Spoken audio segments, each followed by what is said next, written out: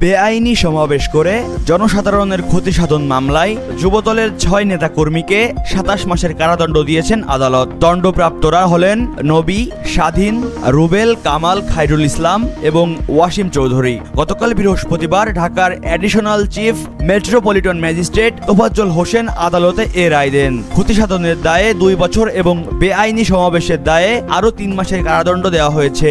২০১৭ সালের ৩০শে ডিসেম্বর গুলশানের ৮৬ নম্বর রোডে পুলিশের নিষেধ অমান্য করে যুবদলের নেতাকর্মীরা বেআইনি সমাবেশ করেন। এ সময় তারা পুলিশের উপর ইট পাটকেল নিক্ষেপ করেন। ওই দিন গুলশান থানার সাব ইন্সপেক্টর নূর আলম মাসুদ সিদ্দিকী মামলাটি দায়ের করেন।